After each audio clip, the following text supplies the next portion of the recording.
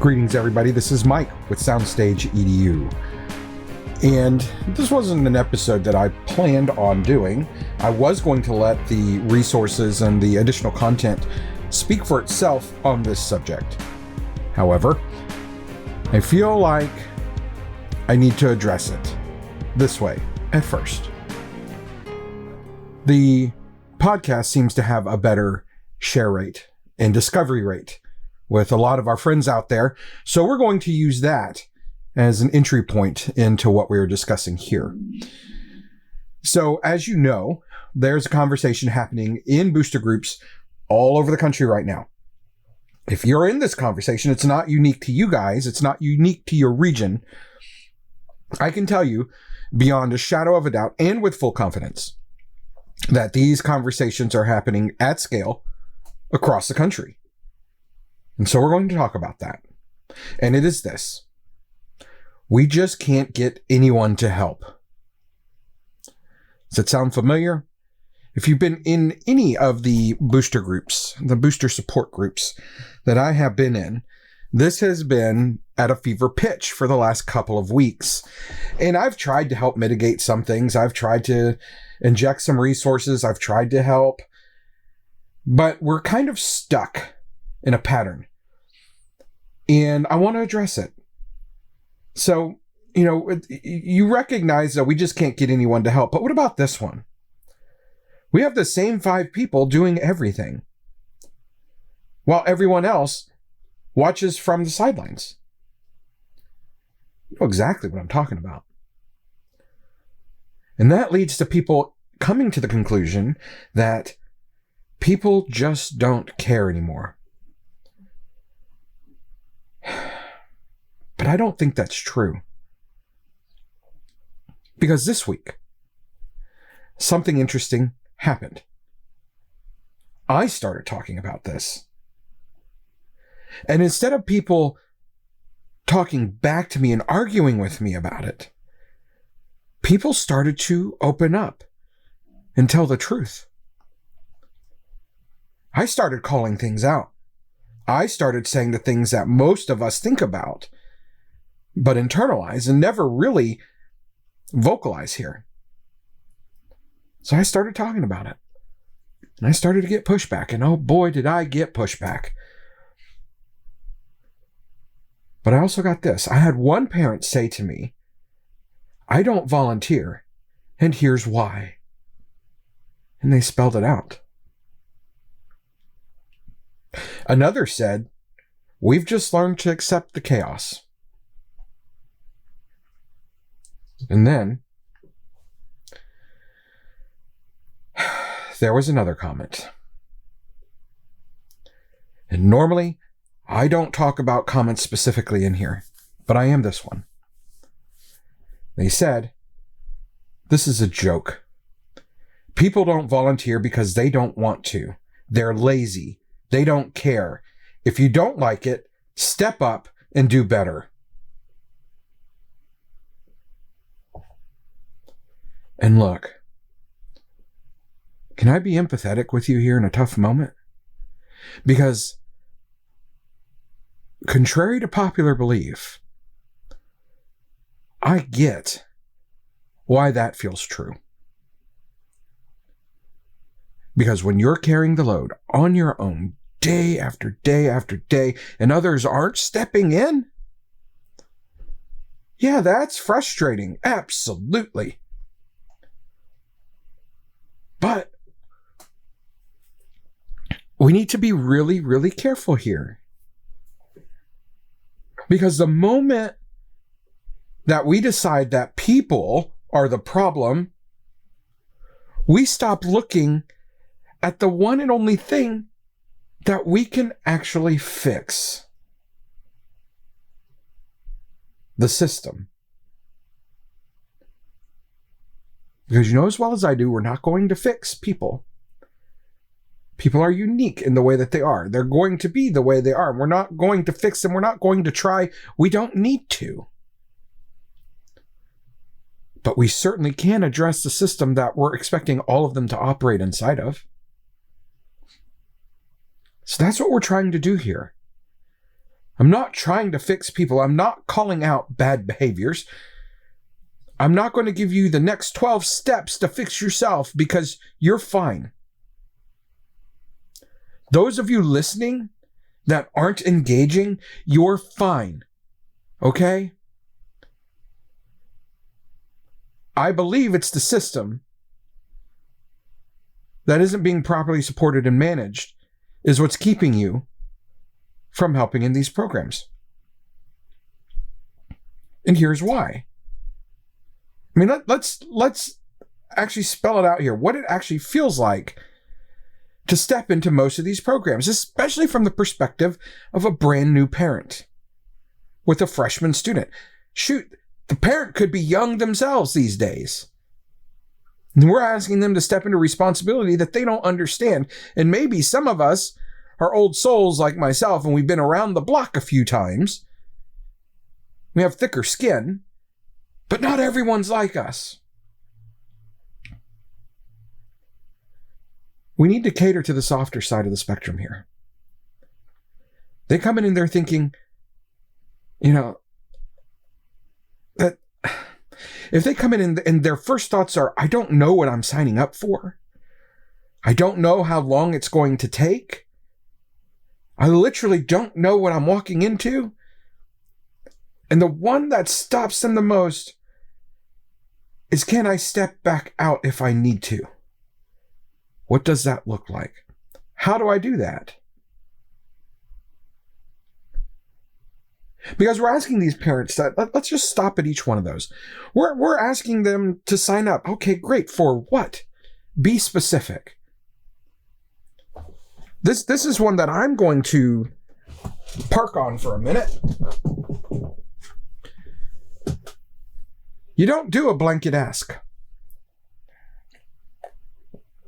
You're at the parent introduction meeting, whatever. Guys, we need helpers. Most of them are going to ignore you. That's going to go in one ear, out the other. And it's not because they're lazy. It's because your ask was absolutely unclear. This is why I'm a proponent for individual, one-on-one, I know some things about you type asks. That way you're not asking the dad to be the uniform mom. Because the new lady that came along, maybe she works in a clothing store. I mean, look for the... I'm not... I think y'all can smell when I'm stepping in here. Know your audience.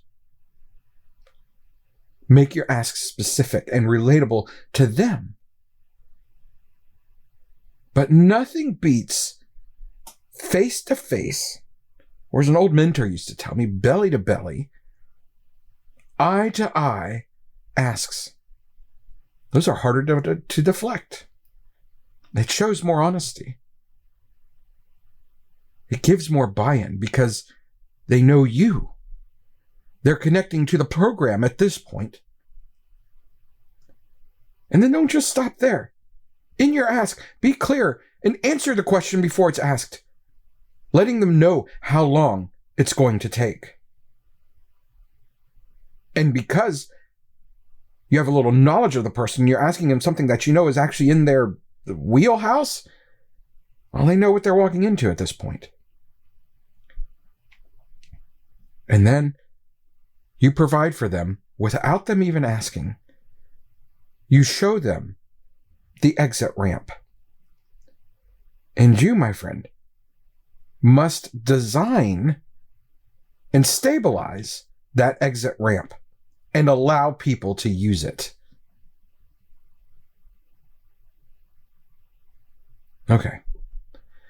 So now we're talking about volunteering, because if they don't know these things when you're asking them, I'm sorry, but that's, to them, that's not volunteering. When you don't provide these kinds of answers at the beginning, before you even ask them, you're asking them, with that bulk ask, you're asking them to step into risk. And most reasonable people that I know, people that you know, people in your program, do not volunteer for risk. So when someone actually says people just don't want to help, what they're missing is this. A lot of people aren't saying no to helping. They're saying no to what helping in your context, in your situation. They're saying no to what that helping feels like. Does that make sense? And then, on top of all of that, we layer something else on top. So we're compounding the problem now. We say things like, if you don't like it, then step up and fix it. Listen, that does not make the system better. In fact, I believe what it's doing in this case is it's reinforcing the exact culture that's pushing people away in the first place. Because now, not only is it still unclear, but now with a statement like that, it certainly feels unsafe. And I know there's a lot of people in here that are tired of hearing the terminology a safe space, but it's real. It's true.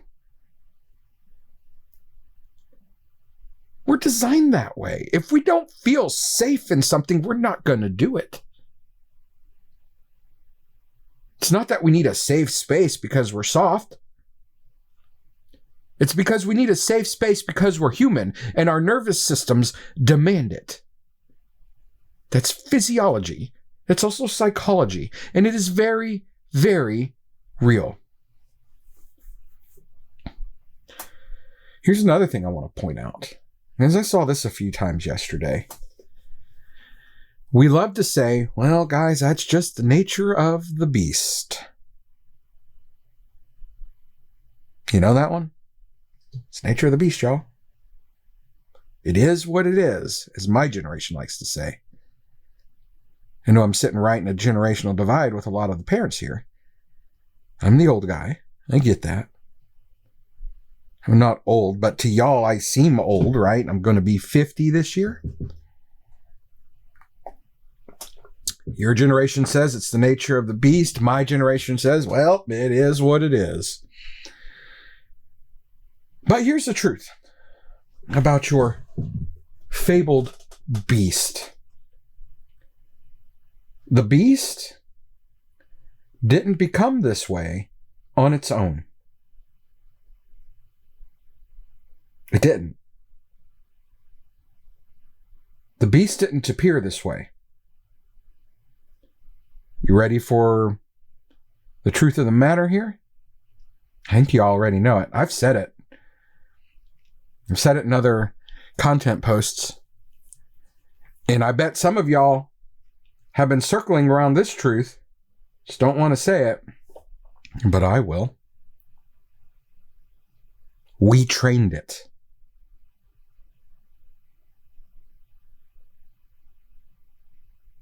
We taught the beast to be what the beast is. But if we trained it, we can retrain it. And it's not as bad as trying to teach an old dog new tricks. Y'all know that one. Good Lord, I'm dating myself here. So, because we've trained our beast to be a real pain in the butt, we just end up telling ourselves to protect our poor training. What we say in defense of that is that people just don't care. They don't care.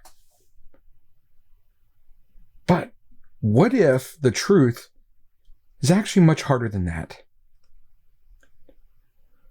What if the truth is, and you know this is a fact, you just don't want to address it, but it's this: good people don't engage in broken systems. Hear that again. Good people don't engage in broken systems. It's not because they don't care, but because they don't know how to step in without it becoming too much.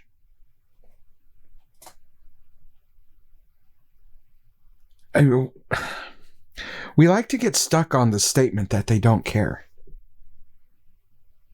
Think about that. If they didn't care, we wouldn't have these programs. There wouldn't be kids motivated to join them. We wouldn't have parents who used to be in them and care about them at that level. They wouldn't be, meeting the financial requirements. I know not everyone does. That's going to be another hot topic. Everyone's going to go, oh my God, nobody pays.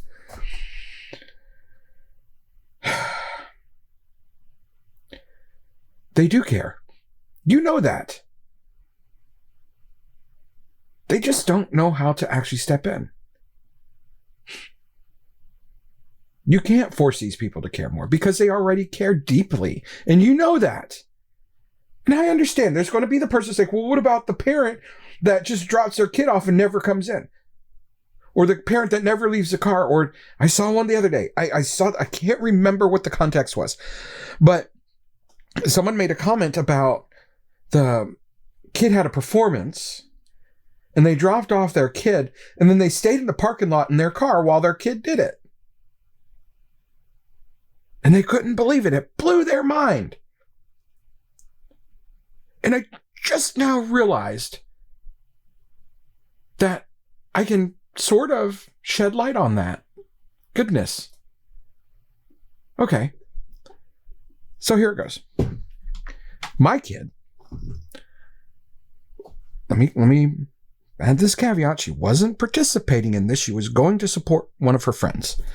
But my kid went to a solo and ensemble festival, to which I was like, wait, y'all can actually go and just watch these things? Because when I grew up, we solo and ensemble was done as, true solo. You and the adjudicator. There's no way that I would have been able to perform well with an audience. That's how I am. I couldn't have done it. Wouldn't have done it. But anyway, my kid wanted to go to this.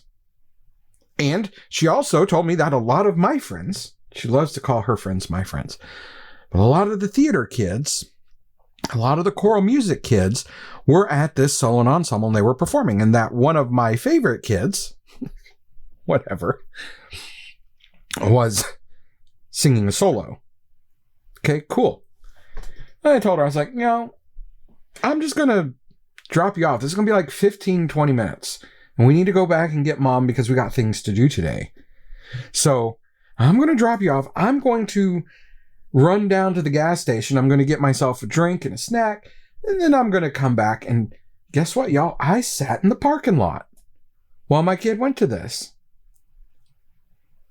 And then because I can't sit still, eventually I got up out of the car and walked into the school, ran into all kinds of people I know, which, let me point out that that was the reason I did not want to go in. I do not do well in social situations. I do not do well where there's a lot of people. And I do not do well where there are a lot of middle school kids, because that's what this was. Because even the middle school kids' parents are like kids to me. That's the age I'm at, and it freaks me out. But anyway, I didn't want to go in because I didn't want to have to be put into this social situation because I'm not good at them. I wasn't prepared for it. And I was just there to, to help my kid support her friends. I didn't want to go in. But eventually I went in and I met the executive director of my theater, and we talked for a minute, and then I was like, hey, where's my kid? Have you seen her? And she points down the hall and she's like, well, it's in this room. Great, thanks. And I walk down there, and as I walk down to the room, the door's closed, and then the door opens, and all these people pile out. Kid after kid after kid that I know that were in this festival. And then my kid comes out. But let me speak to that other parent that sat in their car, just dropped their kid off and sat in the car. Maybe they have something going on that you don't understand. One, maybe they had something important that they had to tend to. Maybe they had some work stuff that had to be done, because I work from home, obviously. Maybe they had stuff that they needed to do. Or maybe they were just overstimulated from a rough day and did not want the responsibility of having to mask some more to sit in a social situation that everyone expects a certain level of decorum from them. Maybe that's it. Maybe they had permission from their kid to do so. Maybe their kid understands. The point is, we can't make these assumptions that people just suck without knowing more about the people. Engaging in relationships with these people will go a long, long way. But what we want to do is, in knowing these people, we want to be building something that those people can actually step into. And we can only control so much, but we can clarify the roles. We can define the time. We can create safe entry points. And if we're smart, and I know we're all smart, we can define a clear path forward for these volunteers, because we don't need them to just come and do this one task, right? We all understand that. We're going to fill the tasks that we can with the people that will do them. But the goal is to get these volunteers engaged and plugged in long term, so that they step forward into positions of leadership. So they step forward into positions where they shape the outcome of this program. And not necessarily the program, but the support program. Because when those things actually exist, everything will start to change for the better. Be a little rough at times, granted. I get that. But look, if you're listening to this, if you've made it this far, 22 minutes in, and you're thinking, yeah, this is us. Because I know there's plenty of people out there that are going to combat this, and they're going to be like, no, that's not us. We're perfect. Great. Good for you. This isn't for you. This is for those that want to change, that know they need help. And I know that not everybody needs help. I can't please everybody. I'm not going to even try. But I am going to try to help those that want the help and need it. So those of you that have resonated with this, I want to tell you, and I think you know, that I have built something for you. Over on the blog at soundstageedu.com, go there, hit menu, find the blog. It'll be the first one, I believe, until I change it. But I believe it's titled if the same 5 people, something like that. You'll know it. Posted it yesterday. But in that blog article, there's a quick check. It takes about a minute. It's got a few questions. And it's not so much the score that you get, but reading the questions and answering them will give you a good reflection point of where things may need to be adjusted. That's the point of it. It's not magic. It's not going to output like, this is what's wrong with your program. No. It's reflective for you. I did it like analog style, if you will. No fancy digital. It's not. It's on the blog. You self-score it and you get if you got 2 of these or blah, blah, blah. Well, it's one of those. But the point is that you need to read through those questions and let them reflect your reality. That's where the growth is going to come from in this. And again, that's at soundstageedu.com. Look, this is a tough topic. And I need you to know that because we're seeing so many of these threads pop up, you already know that you're not alone in this. You can go into any of the groups, whichever one you're from, and you can search this topic and it's going to pop up. It will. And it feels like you're standing on the edge of a cliff most of the time. But this is fixable. The problem is going to be getting through the noise. Because a lot of people, and some of those people might be in leadership in your program. Shoot. Some of them might be you listening right now. And maybe something's starting to shift in your mind, in your heart. And you're starting to realize that, hey, maybe there is a better way. Maybe we're not doing this the right way or the best way, or in a way that's beneficial to our program and our kids. But maybe before that, you were like, this isn't fixable. You can't fix this. Those are the people that just don't want to fix it because you're comfortable with the way the system runs right now, but you're comfortable. I get that, but you're making everyone else uncomfortable and they don't want to step in. And then you're like, oh my God, why won't anyone help us? This is why. I don't mean to be harsh. If anything, I care too much. I want to see this fixed. I can't do it. He can only show you the door. And maybe my door's not exactly right, but it's a start in the right direction. Maybe someone will come after me that will have even better ideas and better understanding and better psychology. Maybe my 4-year psychology degree isn't enough to tackle this problem because I'm one person. I'm one person that's 30,000 feet up in the air looking down on this program, on this problem, and going, oh my God, what do we do? Because then I have the same problems in my group too. And we're actively fighting them. We're actively working on them. And if any of those people are listening right now, any of my group, I'm not saying that we're bad. I'm saying we're human.